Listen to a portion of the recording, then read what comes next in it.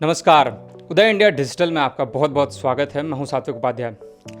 युवा देश की माने तो एक रीढ़ की हड्डी होती है, जो कि भारत किसी भी देश की जो उन्नति होती है, प्रगति होती है और विकास होता है, उसकी नींव का काम करती है। और इन दिनों जो है हाल ही में अभी लोकसभा चुनाव जो है संपन्न हुआ है। भारतीय जनता पार्टी जो है एनडीए जो गठबंधन के साथ मिलके सत्ता में आई है। हालांकि सीटें जो हैं कम आई हैं, लेकिन सत्ता में तीसरी बार लगातार पीएम मोदी की जो है सरकार बनी है। और ऐसे में अभी बजट सत्र चल रहा है। हाल ही में निर्मला सीतारमण ने जो है बजट पेश किया है और कई अहम मुद्दों पे जो है बजट फोकस किया गया था, जिसमें युवा एक ऐसा मुद्दा था जो कि काफ़ी माना जा रहा था कि लोगों की तरफ से कि युवाओं के लिए क्या होगा, तो उस पर भी फोकस किया गया है। तो हमारे साथ युवा चेतना के राष्ट्रीय संयोजक रोहित सिंह जी मौजूद हैं। हम उनसे जानेंगे कि जो बजट सत्र में और जो मानसून सत्र चल रहा है उसमें जो राहुल गांधी की तरफ से एक जाति को लेकर जो एक मुद्दा बनाया जा रहा है, एक ऐसी बातें कही जा रही हैं जिनको लेकर लगातार जो है हंगामा चल रहा है, पक्ष विपक्ष में लगातार बातों का वार हो रहा है। तो उनसे हम जानेंगे कि क्या ये जो जाति पे बात हो रही है वो किस प्रकार सही है या गलत है, या इस पे आप अपनी विचार क्या रखते हैं? देखिए, पहले तो धन्यवाद, आपने मुझसे ये सवाल पूछा और मुझे अपने प्लेटफॉर्म के माध्यम से देश और दुनिया के लोगों से जुड़ने का अवसर दिया। उदय इंडिया के माध्यम से देश और दुनिया के लोग जो इस साक्षात्कार को सुन और देख रहे होंगे उनको मैं प्रणाम निवेदित कर रहा हूँ। देखिए, कांग्रेस पार्टी के युवराज श्रीमान Rahul Gandhi ji totally confused case हैं। राहुल जी पता नहीं मुंगेरी लाल का कौन सा हसीन सपना देख रहे हैं, किस ख्वाब को पूरा करना चाह रहे हैं, ये देश की जनता समझ नहीं पा रही है। 99 पर लूडो के खेल में सांप काटता है, व्यक्ति फिर 1, 2, 3 पर आ जाता है। राहुल जी वहीं आ गए हैं। 1962 के बाद देश के माननीय प्रधानमंत्री नरेंद्र मोदी जी पहले ऐसे राजनेता हैं जो लगातार तीसरी बार जनता के आशीर्वाद, समर्थन, वोटों के बल पर प्रधानमंत्री के पद पर सुशोभित हुए हैं। और राहुल जी ऐसा एक्सप्रेस करने में परेशान हैं मानो विश्व के सबसे बड़े लोकतंत्र के प्रधानमंत्री की शपथ राहुल गांधी जी ने ले ली हो। इसीलिए मैंने कहा राहुल गांधी टोटली कंफ्यूज्ड हैं। जातीय जनगणना की बात राहुल जी करते हैं, लेकिन जब उनसे संसद के अंदर सम्मानित पार्लियामेंट्रियंस के द्वारा उनकी जाति और उनके धर्म के संदर्भ में प्रश्न किया जा रहा है तो तिलमिला जा रहे हैं, बिलबिला जा रहे हैं, खिसिया जा रहे हैं, नाराज हो जा रहे हैं। अब पता नहीं राहुल गांधी जी को बर्नौल कौन ला के दे, क्यों इतनी परपराहट हो रही है, क्यों इतना परेशान हो रहे हैं, क्यों इतना हतोत्साहित हो जा रहे हैं। अरे भाई बताइए ना, आपके पूज्य दादाजी का नाम देश के भूतपूर्व सांसद मरहूम फिरोज गांधी था, बताना चाहिए। फिरोज जी के संदर्भ में देश की जनता जानती है, स्वर्गीय इंदिरा गांधी जी के पति थे, राहुल जी उनके पौत्र हैं। तो राहुल जी से भी तो पूछा जाएगा कि राहुल गांधी के लिए कोई नया कॉन्स्टिट्यूशन बनाकर नया कानून का प्रावधान करना पड़ेगा कि देश की 140-150 करोड़ आबादी से जाति और धर्म का फार्म भरवाया जाएगा। लेकिन नेहरू गांधी परिवार के युवराज और कांग्रेस पार्टी के सम्मानित बहादुर शाह जफर आदरणीय राहुल गांधी जी जो लोकसभा में विपक्ष के नेता के रूप में आसीन हैं, उनसे जाति और धर्म के बारे में इस देश की जनता कोई प्रश्न नहीं पूछेगी क्या? क्या राहुल गांधी जी के लिए कोई नया एनेक्स्चर भारत के संविधान के अंदर प्रावधान करके प्रस्तुत करना पड़ेगा? अगर ये बातें देश की जनता राहुल जी के संदर्भ में कर रही है तो राहुल जी चूंकि पब्लिक डोमेन में हैं, पब्लिक ऑफिस को अवेल कर रहे हैं, देश में विपक्ष के नेता के पद पर आसीन हैं, तो राहुल जी को स्पष्ट करना चाहिए ना। लगातार जो है राहुल गांधी की तरफ से ओबीसी, SC, ST, ये कास्ट जो है जाति समीकरण, वो एक तरीके से मतलब बार बार इसको एक मुद्दे की तरीके से उठाया जाता है, संसद हो चाहे बाहर हो, वो लगातार इस पे बातें करते रहते हैं और अजीबोगरीब टिप्पणियां देते हैं। अभी हाल ही में उन्होंने फोटो भी दिखाया सदन में हलवा सेरेमनी का, उसमें उन्होंने फिर से पूछा था कि इसमें कोई ओबीसी नहीं दिख रहा है, SC, ST, ऐसे ही लगातार कई मुद्दों पे, कई जगहों पे वो लगातार कास्ट सिस्टम को लेके आते रहे हैं। और ये प्ले कार्ड जो है उन्होंने चुनाव में भी लड़ा था, जिसका उनको कुछ हद तक प्रॉफिट भी हुआ था। तो इसको किस तरीके से आप देखते हैं, जो लगातार ये जो कास्ट उनके तरफ से लाया जा रहा है? राजनीति व्यापार नहीं है, राजनीति सेवा भाव का प्रतीक है। तो प्रॉफिट और लॉस राजनीति में हमारी दृष्टि में कुछ नहीं होता है। जनता की सेवा, जनमानस के कल्याण हेतु प्रयास ही राजनीति का मूल उद्देश्य होता है।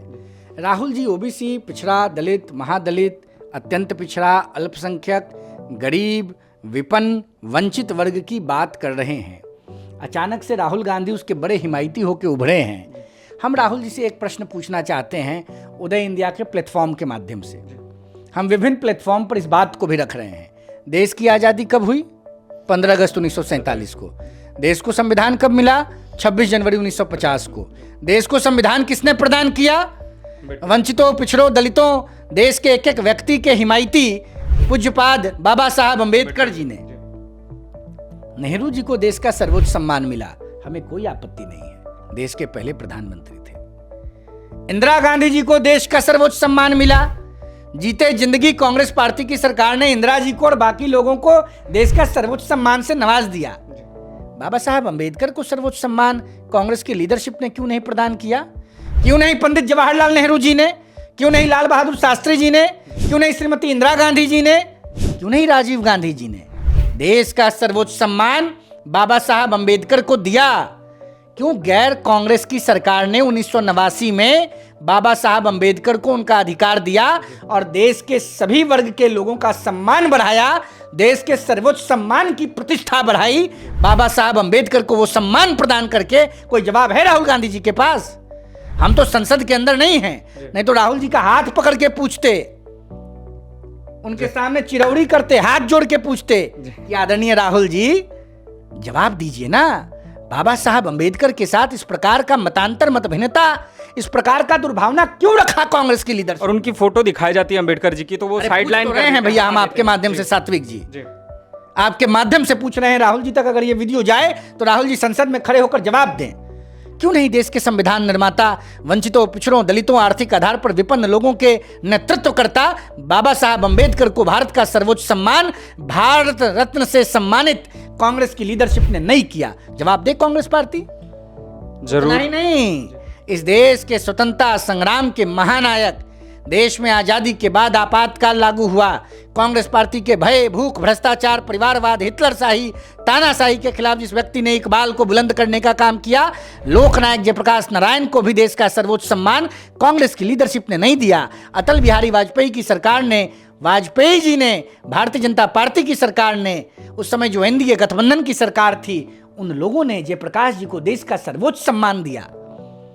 कर्पूरी ठाकुर, बिहार के भूतपूर्व मुख्यमंत्री, जिन्होंने पिछड़ों के लिए, वंचितों के लिए, दलितों के लिए, गरीबों के लिए, वंचितों की लड़ाई को लड़ने का काम किया, उनके लिए कभी कांग्रेस पार्टी की लीडरशिप को कान पर जू नहीं रेंगा। उनको ये नहीं लगा कि पिछड़ों के हिमायती आदरणीय कर्पूरी ठाकुर को भी देश का सर्वोच्च सम्मान दिया जाना चाहिए। क्यों नहीं दिया कांग्रेस पार्टी ने? कोई जवाब है क्या कांग्रेस की लीडरशिप के पास? किसने दिया कर्पूरी जी को सम्मान? हाल ही में भारतीय जनता पार्टी की तरफ से और प्रधानमंत्री नरेंद्र मोदी जी ने दिया, नरेंद्र मोदी जी के विचार ने दिया, नरेंद्र मोदी के सिद्धांत ने दिया। नरेंद्र मोदी को चिंता है पिछड़ों की, वंचितों की, बेसहारों की, आर्थिक आधार पर विपन्न इस देश के प्रत्येक नागरिक की, चाहे वो किसी जाति का हो, किसी मजहब का हो, किसी भाषा को बोलने वाला हो, किसी पंथ का हो। क्या बात करेंगे राहुल गांधी और कांग्रेस की लीडरशिप? राहुल गांधी जी के लिए देश का मतलब नेहरू गांधी परिवार है। राहुल गांधी के लिए देश का मतलब प्रियंका गांधी, राहुल गांधी, सोनिया गांधी और प्रियंका गांधी जी की संतानें हैं। इस देश में झोपड़ी में रहने वाले गरीबों की चिंता राहुल गांधी को नहीं है। इस देश में खेत में खुरपी चलाने वाले किसान, मजदूर और वंचित की चिंता राहुल गांधी को नहीं है। और बड़ी बड़ी बात पार्लियामेंट के अंदर राहुल गांधी कर रहे हैं। देश में जब लोकसभा के अंदर विपक्ष के नेता के पद पर आसीन होने का संवैधानिक दर्जा कांग्रेस को नहीं था, तो अपने कार्यकर्ता को विपक्ष के नेता पर सिंबॉलिक रूप से बैठाते थे। जब सरकारी सम्मान राशि मिलने का और सुविधा मिलने का समय आया, तो विपक्ष के नेता का पद राहुल गांधी ने ले लिया। यही समझिए, लाठी खाने के लिए कार्यकर्ता और थोड़ी बहुत भी मलाई मिल जाए कटोरे में तो खाने के लिए नेहरू गांधी परिवार का साहबजादा, शहजादा। यही है कांग्रेस की लीडरशिप और यही है कांग्रेस पार्टी का नीति और सिद्धांत। जी, आपने बताया कि आप बिहार पे भी काफ़ी विशेष तौर पे कुछ साझा करना चाहते जानकारी। तो मेरा है कि अभी हाल ही मतलब आगामी चुनाव जो है बिहार में वो होने वाला है, उसमें क्या लगता है, और तेजस्वी यादव एक युवा हैं, तो क्या लगता है कि जो अभी हाल में नीतीश कुमार जो हैं उनको पलटू चाचा के तौर पे जाना जाता है, कहा जाता है कि वो बदलते रहते हैं दल, तो क्या लगता है कि युवा नेता हैं, युवा उनके साथ रहेंगे या फिर बिहार में फिर से नीतीश कुमार की सरकार आएगी और या फिर तेजस्वी यादव कुछ कारनामा करके दिखाएंगे? लालू प्रसाद यादव जी जंगल राज और भ्रष्टाचार की राजनीति के जनक के रूप में बिहार की राजनीति में स्थापित हैं। देश की जनता और दुनिया के लोग लालू प्रसाद यादव जी के विचार से, उनके सिद्धांत से, उनके क्रियाकलाप से, बिहार और देश के प्रति उनके विजन से बड़ी भांति वाकिफ़ हैं। तो तेजस्वी जी उसी बात को आगे बढ़ाएंगे। और आपको मालूम ही है कि जब रेल मंत्री लालू जी थे तो नौकरी के बदले में ज़मीन लिखवाया था। उस मुकदमे को विपक्ष के नेता के पद पर आसीन बिहार में श्रीमान तेजस्वी यादव जी भी फेस कर रहे हैं। तेजस्वी जी से बिहार की जनता को कोई अपेक्षा नहीं है। अभी बिहार में कई प्रकार की समस्याएं थी। मुकेश सहनी जी पिछड़ा समाज के बड़े नेता हैं, उनके पिताजी मर गए और लंदन में ईस्ट इंडिया कंपनी के हेडक्वार्टर में बैठ के तेजस्वी जी ट्वीट करते थे, ट्वीट जी। और कल हम देख रहे थे कि श्राद्ध बीत गया तो पटना में जाकर के श्रद्धांजलि अर्पित कर रहे थे भाई मुकेश जी के पिताजी के निधन पर। मुकेश जी बिहार के सम्मानित पिछड़ों के बड़े नेता हैं, युवा हैं, उनके पिता के प्रति मेरे मन में भी बड़ा आदर का भाव है। हम श्रद्धांजलि व्यक्त कर रहे हैं। धन्यवाद है नीतीश कुमार जी की सरकार को कि जल्द से जल्द कुछ ही घंटों में उन्होंने अपराधियों को पकड़वाने का काम किया। देखिए, बिहार में कहीं कोई लड़ाई नहीं है। मैं किसी पॉलिटिकल पार्टी का मेंबर नहीं हूँ। युवा चेतना एक स्वतंत्र राजनीतिक सामाजिक संगठन है जो देश भर में गरीब, वंचित, पिछड़ा, दलित, बेसहारा, असहाय, आर्थिक आधार पर विपन्न लोगों की समस्याओं के समाधान का प्रयास कर रही है। I don't belong to any political party. मैं किसी भी राजनीतिक दल से संबंध नहीं रखता हूँ, किसी भी पार्टी का सदस्य नहीं हूँ, कार्यकर्ता नहीं हूँ, लेकिन देश की बेहतरी के लिए, बढ़ोतरी के लिए, प्रगति के लिए, विकास के लिए प्रधानमंत्री मोदी का समर्थक हूँ। भाई क्यों नहीं हूँ? आज रसिया और चाइना जैसे देश, अमेरिका जैसा देश प्रधानमंत्री मोदी से आग्रह कर रहा है विदेश नीति में हस्तक्षेप करने का। कितने गर्व और गौरव का समय है देश के लिए। तेजस्वी यादव जी का कुछ नहीं होने वाला है। अगला बार जो चुनाव 2025 में होगा बिहार में, उसमें इनकी सीटें 20 से नीचे चली जाएंगी। अच्छा, अभी बजट और में ये खुद राघोपुर से चुनाव हार जाएंगे बिहार। मेरा सवाल है कि बजट में अभी बिहार के लिए एक स्पेशल जो है एक कोटा दिया गया है बजट में। कहा जा रहा है, विपक्ष की तरफ से लगातार वार किया जा रहा है, ये कहा जा रहा है कि जो ये बजट दिया गया है बिहार के लिए स्पेशल, कि वहाँ पे पर्यटन को बढ़ावा दिया जाएगा, साथ ही जो है कई पुल हैं उनका निर्माण होगा, रोड, सड़क और बिजली, इन सभी संबंधित जो है चीज़ें, उनका डेवलपमेंट होगा वहाँ पे। लेकिन विपक्ष की तरफ से कहा जा रहा है ये सारी चीज़ें कागजी हैं, ये एक तरीके से मतलब फ्लोर पे ये देखने को नहीं मिलेंगी। तो इसको लेकर आपका क्या कहना है? स्पष्ट बता दें आपको, 90 से 2005 लालू जी और राबड़ी जी बिहार के मुख्यमंत्री के रूप में रहे, जो तेजस्वी जी के पूज्य पिता और माता हैं, और हम भी उनका आदर करते हैं। हमारे राज्य के दोनों वरिष्ठ राजनेता हैं। तेजस्वी जी के पिताजी और माता जी के कार्यकाल में टेबल पे ही पतंग उड़ा दिया जाता था, तो इनको तो वही लगेगा। बिहार को बदलने का काम नीतीश कुमार जी और भारतीय जनता पार्टी की गठबंधन की सरकार ने पिछले 16-17 सालों में किया है। 20 साल के कार्यकाल में 16-17 साल से ज़्यादा नीतीश जी और भाजपा का गठबंधन रहा है। आज बिहार के बारे में दुनिया का विजन बदला है। इसका क्रेडिट बीजेपी अलायंस की सरकार को जाता है, नीतीश कुमार को जाता है। तेजस्वी जी परेशान न हो, आने वाले 2-3 वर्षों में बिहार बदलेगा। बिहार में एयरपोर्ट का अंबार लग गया, किसके चलते? मोदी जी के चलते। एम्स पटना में था, दरभंगा में बन गया, किसके चलते? मोदी जी के चलते। बिहार में 2-2 सेंट्रल यूनिवर्सिटी बना, किसके चलते? मोदी जी के चलते। अभी कांग्रेस पार्टी की सरकार में लालू प्रसाद यादव बड़ा हैसियत के नेता थे। 2004 से 14 क्या दिलाया लालू जी ने बिहार को?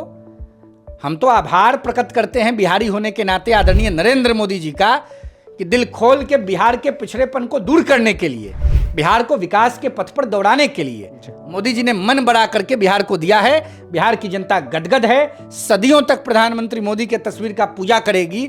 मोदी जी से बेहतर प्रधानमंत्री देश को कोई नहीं मिल सकता है। अच्छा, आप युवाओं के लिए काफ़ी मतलब युवा चेतना संगठन से हैं आप जुड़े हुए, युवाओं से संबंधित मैं एक सवाल आपसे पूछना चाहूँगा।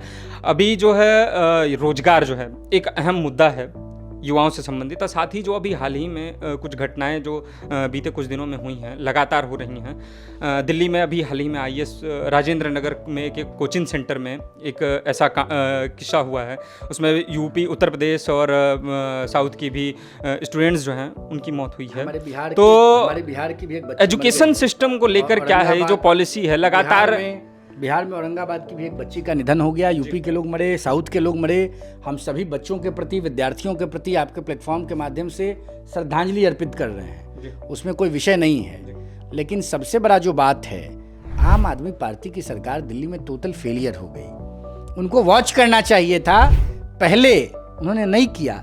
प्रधानमंत्री मोदी जी, गृह मंत्री जी, LG साहब, देश से जुड़े सरकार से सभी महत्वपूर्ण लोग इसकी विवेचना कर रहे हैं। आने वाले समय में दोषियों ये दिल्ली की ही बात नहीं है, ये बिहार में हो, यूपी में हो, मध्य प्रदेश में हो या फिर गुजरात में हो, लगातार ये सारी जो घटनाएं हैं युवाओं से संबंधित देखने को मिलती है।